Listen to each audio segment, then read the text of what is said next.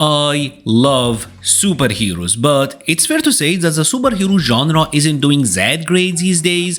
Ever since Endgame, it doesn't seem like anyone really is excited about superhero movies anymore, and when it comes to video games, there's not really that much that is going on, not much that's coming out. Sure, the upcoming Marvel Talk-Cons look pretty exciting, and Marvel Rivals, it's huge. Oh my god, it's huge!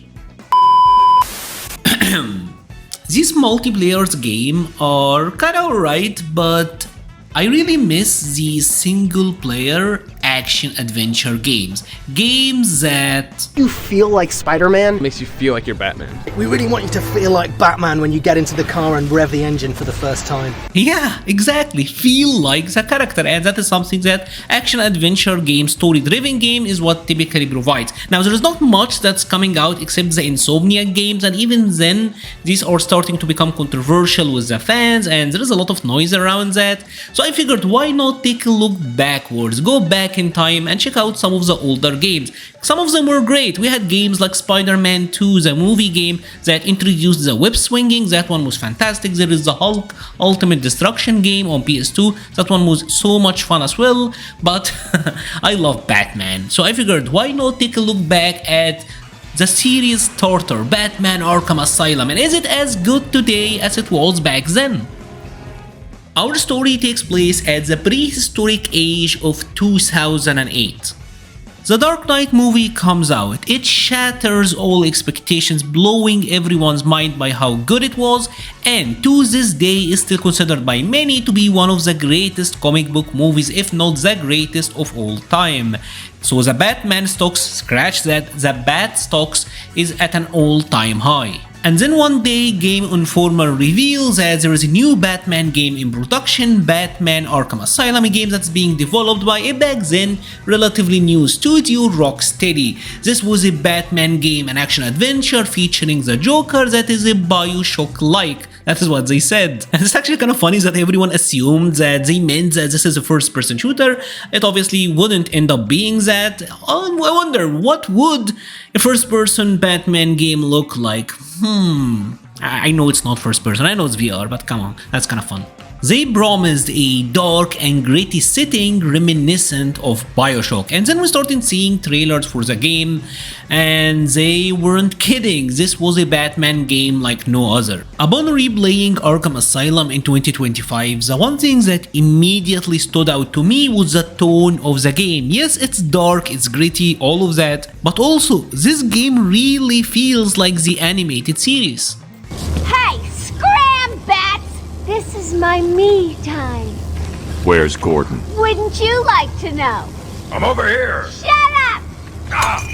One of the main reasons that the game feels that way is that this game was written by Paul Dini, and if you don't know who Paul Dini is, he's also one of the main writers on Batman the Animated Series, and it really shows in how the characters are written, especially the Harley Quinn character, which was actually created by Paul Dini. Look who's finally turned up, the Dark Knight himself. How's it hanging, Babs? Got a little problemo for you. See those two cars over there? I know, shocking. How you gonna save them? It also helps that Harley Quinn in this game was voiced by Arlene Sorkin, which also voiced her in the animated series, further adding to that feel. Hey, aren't you that plant lady, Poison Oakie? Harley Quinn, pleased to meet ya. And small tangent here, and I really love Tara Strong as a voice actress, I really do, but I can't be the only one that is starting to get like annoyed by her Harley Quinn. It's just like the super high pitch, the way that she's constantly grunting and stuff. I don't know, and it could very possibly be just like bad voice direction by the maker of the games, but I'll say especially like at Arkham Knight, I found Harley to be completely insufferable. Small tangent, but it's something that I had to get off my chest. And writing aside, this is by far the most comic booky feeling Batman Arkham game. And you can see it from like the design of the Batmobile, that is very much comic booky. Even just in the game itself, when you check out like that upgrade menu, you have comic drawings. When you check out the character bios, you will have this beautiful comic art displaying like each character, and I absolutely love that. This is by far the most comic booky feel Batman Arkham game, and I feel like that's why it feels the most like the animated series. You just love it when a game feels pretty faithful to its source material. Although I'm pretty sure Batman just killed that dude. Oh my god. It'll heal. The setup for Arkham Asylum is a pretty simple one. One day Batman is returning Joker to the asylum when he pretty much gets stuck in the middle of a prison riot. It's an obvious trap, but Batman have to take it, he can't backwalk out of it, and he just deals with everything with the utmost confidence. You'll be walking into a trap. That's what she thinks. It's a very simple story really, pretty much an excuse to put Batman in a box with some of his most iconic villains, and I think it was a blast, right? It's simple, nothing too crazy, and I love seeing how Batman interact with the villains, but also because they are kind of like trapped together, I loved watching some of the villains interact with one another, and again, because of the fantastic writing that is very faithful to the characters, this was a blast and it was a ton of fun. You will pay, Batman, for hurting my babies. Oh God, does she ever stop going on about those plans of hers? When I finish with Batman, I'll be coming after you. Will you really? Oh, that's gratitude, isn't it? Women, human presents, experimental chemicals, and nice costumes, and they still turn on you. What makes this game in particular stand out so much from the rest to me is the fact that this game have a linear structure, where others went for more open-ended, and it was fun. It was fun cruising around with the Batmobile, and gliding in Arkham City is a ton of fun, but the linear structure of Arkham Asylum make it so that the pace is excellent, right? There is never a dull moment. Every corridor, every section, every time you're crawling through one of these vents, which Lord knows there are a ton of in this game, you're constantly being entertained by like Joker commentary or some other villains, and there is a real sense of urgency to the game and a big focus to the story, and like the story intertwines and all of the other villains play into the story, which I found to be a blast, right? There is never a dull moment in Batman Arkham Asylum. One area in particular that benefited a lot from this structure is the environment. You can tell that Arkham Asylum as a place have history. It feels lived in, it's scary, it's disgusting, it's vile. And I will say one thing I always kind of found funny was just how comfortable Batman was in Arkham Asylum. He even had like a bat cave in there, and in one of the Scarecrow section he also is thinking about one day being escorted himself into that place. I mean, after all, he just killed that dude. But yeah, the environment plays a fantastic role. Arkham really is a character in this game. Just remember to take off your detective vision every now and then, because it's a really pretty world out there. If you've been liking the video so far but you haven't subscribed yet, please consider doing so. It really helps the channel, and who knows, maybe you will get like more goodies like this. But everything I've talked about wouldn't have made Arkham Asylum great if the gameplay hasn't kept up and if it wasn't good enough. And I was kind of surprised by how well the game held up in 2025, honestly, and just how video gamey this game is. I mean, here we have Batman running towards the camera away from Killer Croc. I mean, that is the most Crash Bandicoot video game thing I've seen in one of these games. The gameplay in Arkham Asylum is pretty much divided into three main sections: combat, stealth, and traversals with some puzzle solving. Let's start first with the combat, because that is the one thing you're probably gonna be doing the most of in this game. And Arkham Asylum has a fairly simple combat mechanics. It is attack, counter, stun, and dodge. And this was a system that was initially criticized by some folks as being a little bit too simple, a little bit too button mashy, but that is absolutely by design. It's really important to us that when you pick up the pad, Batman, if he's taking 4, 5, 6 henchmen on, he doesn't have a lot of trouble. I mean, he's a highly trained martial artist. He can take these guys out with no problems. So we really wanted the player to feel that power. Combat and stealth in general in this game is designed to make you feel very strong as Batman.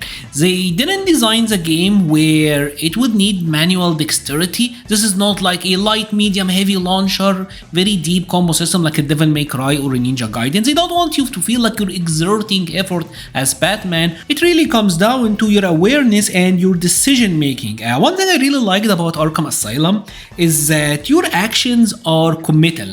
You can't animation cancel out of an attack to last second counter someone. You kind of have to commit. So it really is all about just rotating the camera, being aware of your surrounding, knowing when to strike, when to wait, when maybe dodge to buy yourself some time. And one thing I really liked about this game as well is when you set the game too hard, you don't get the spider sense notification when the enemies are about to attack you. So you have to pay even more attention to the individual enemies visually. I found that to be really fun because the other Batman games logged that behind New Game Plus, but here you can play that way right out of the gate. And obviously as you go on, they start introducing enemies that you have to deal with a little bit differently. Maybe you can't attack them directly from the front. They started adding these titans that you have to deal with in other specific ways. I think for this style of combat, what they did here for a first attempt, it's honestly amazingly good. And even though it's a little bit repetitive, because of the game linear structure and how the game is designed, you never have to do too much of it at once. It never falls into the trap that other action game falls, where it's like a combat arena after combat arena after combat arena. It doesn't really happen that much in this game. So I think overall the combat stays fun up to the very end. I don't think it's gonna go into the Hall of Fame of character action games. It's not a Devil May Cry, it's not a Ninja Gaiden, but it's very serviceable. It fits the game that it's in, and it does a very good job of making you to feel like Batman. Exactly. An area where I feel like the combat is a little bit of a letdown though are the bosses. None of the bosses here are specifically memorable, and because of how the combat system is designed, all of the bosses are pretty much you beating on random thugs while the boss is like taunting or doing whatever. Like, I get that we're not gonna have a hand-to-hand combat section with Ivy, but there is so much more that you could have done. I mean, you pretty much had an entire garden to play around with. Maybe Ivy could have been like a big kaiju. Kind of like Emma Frost in Marvel Rivals.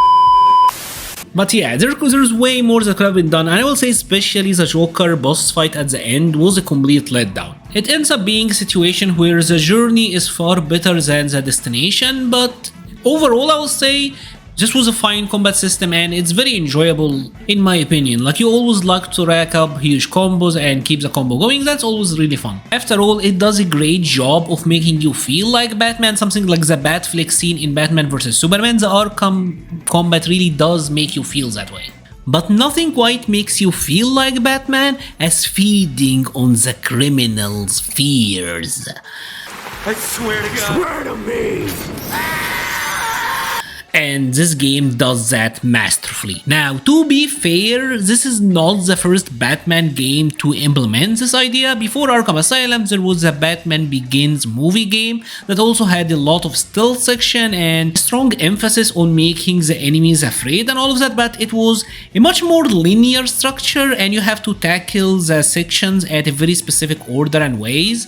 It was very linear, where Arkham Asylum will typically make you enter a room. Now there is a number of thugs with guns, you can't take them head on, you have to use your environment, you have to use your surroundings and your gadgets and your smart to take them out one by one. And they also made this very easy and very satisfying thanks to the detective vision. Think the final bit in the Dark Knight movie, which kind of flips the script on the stealth gameplay. Instead of you trying to avoid the enemies or take them down silently or whatever, now you are the predator. You are not trapped with them, they are trapped with you. And you have so many tools. It's almost like you're cheating in how much you have control over them. And as you start taking them out one by one, you start seeing the other guys get more afraid, they panic, they shooting air, and it's just so satisfying to just play around with them. And this is also the area where you're gonna start using the most of your gadgets, like the explosive gel, like the batarangs, like the bat claws, to get a ton of takedowns as well. They allow you to do so many different takedowns and attack the enemies from so many different angles that it makes it really satisfying, and that was a ton of fun. Invisible Predator is one of the most fun aspects of this game, and I also love how the game will try to challenge you as it goes on, where they will attach collars to the enemies, so when you knock one of them out, the others will know and they will go search. Later on, they will add explosives on gargoyles, so you can just camp up there and have easy takedowns. Later on, they will add like hostage situations where you will need to take out a specific enemy first before you can take out the others. They really do clever ways to keep it challenging, to keep you think about your surrounding. And I absolutely loved how during most of these sections, the Joker will always be commenting on what is going on, and he is pretty much taunting and playing around with guys, the thugs. So it almost I feel almost bad for them sometimes. Like, come on, Joker. Like, the guy is like, he knows he's a solo out there. 7 guys were already taken out and he have to deal with Batman, so much so that when you just appear in his face, they are totally paralyzed and they're shocked. That feels good. Are you scared? Lonely? Good. I said protect excellence. Have failed.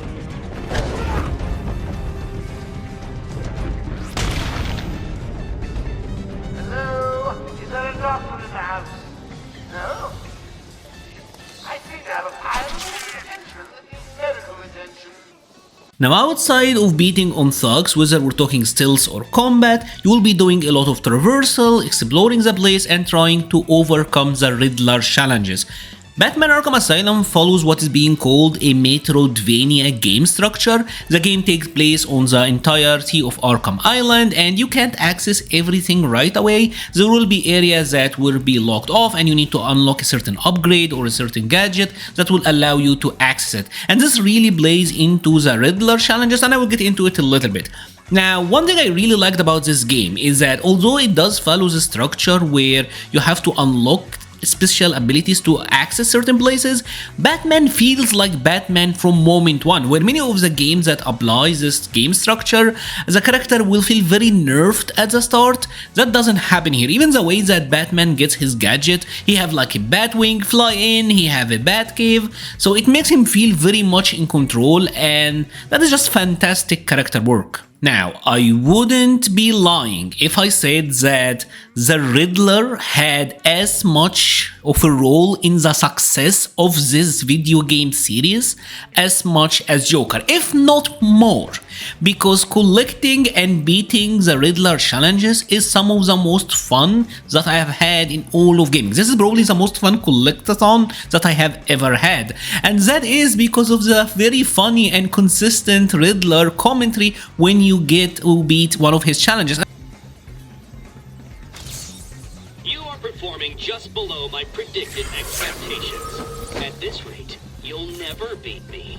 And one thing that I really love about the whole Riddler thing is that I love how the Riddler reacts to you beating his challenges, where he will start being very confident at the start of the marathon, but as you go on and on and on, he's gonna get more frustrated, he's gonna get more angry, he's gonna be more in disbelief, and you really will want to explore everything, you wanna check out everything because you wanna collect all of them and break the Riddler apart, and that was so satisfying. The voice actor for the Riddler did an absolutely killer job in this game, and in the entirety of the series, to be honest. I've never cared about collecting a video game collectible as I did for the Riddler and the Riddler challenges in the Batman Arkham series. This is some of the most fun that you will have ever, to be honest. It's also really cool that the Riddler challenges will include stuff like the patient tapes, which will tell you a lot more about the Batman villains and how they act with some of the other characters, and you get to learn more about them and their universe. And if you weren't a Batman fan before playing this game, I am sure after playing it, you will be like an Omega Batman fan like a bunch of us. Tell me, why do you do the things you do? Why do you think I do it? Fame, notoriety, a desire to stand out from the crowd, a wicked sense of humor. You're good. How did around in here for years, and no one was as astute, and if you don't mind my saying, beautiful as you. Really? Ah, you're just playing with me. Well, you'll never know, will you? Unless... Unless what? Tell me. I am so glad that I went back and played Arkham Asylum after all of these years, because honestly this is some of the most fun that I had all year. Arkham Asylum to this day is better than 95% of the video games that comes out today, and although I know that the games have made progress, especially enhancement to combat styles and everything as the series went on, I don't think any of the Arkham games are as immersive and plays on my nostalgia to the animated series the way that the Batman Arkham Asylum game does. This game feels condensed. It feels like a mini-series with no filler episodes. It's nothing but a banger after banger, and it's truly a timeless classic. I am so happy that I went back and played this game. And I really wish, if you haven't played it somehow, if you haven't played it in a long time, go back and play it and you will be shocked, especially after playing through the entire series. You will be shocked just how good Arkham Asylum felt. This game brought me back to 2008 when I'm still entering into college. I was like high school, entering college, and I just couldn't believe how well this aged. I'm pretty sure even in like 20 extra years down the road, when I go back and replay this game, it will still be just as much fun. This video for me is pretty much an experimental video. It's something that I really wanted to do. I obviously do a lot of fighting game stuff, but I really wanted to talk about this game. I really wanted to talk about how I've been feeling going back and playing some of these older games and just how much they mean to me, and it's just an excuse because I really wanted to talk about it.